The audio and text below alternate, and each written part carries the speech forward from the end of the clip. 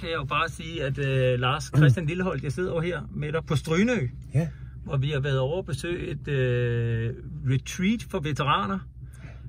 Og samtidig kommer det nu frem, at der er ansat en ny departementschef i Forsvarsministeriet, Morten Bæk. Ham kender du så dels godt. Hvorfor? Ham kender rigtig godt. Jeg er med til at ansætte ham som departementschef i Energi-, Forsynings- og Klimaministeriet i den periode, hvor jeg var minister der. Han er en meget, meget dygtig departementschef. Han er især dygtig til at se samspillet mellem det politiske niveau og departementet, hvor han var en meget, meget stor værdi for mig.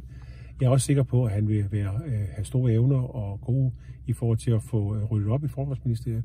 Han har en stærk baggrund, dels som departementschef, derfor som direktør for Energistyrelsen, ligesom han også har arbejdet internationalt ved på ambassaden i Washington.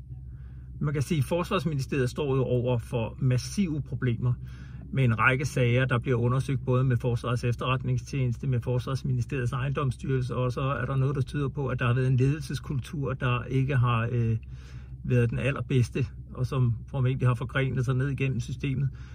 Vil han kunne rydde op i det? Jeg er sikker på, at han i forhold til de opgaver, der er, og når jeg kigger ud over også, hvad muligheder, hvilke emner kunne der ellers være, så tror jeg, at han vil være den helt rette mand på den opgave.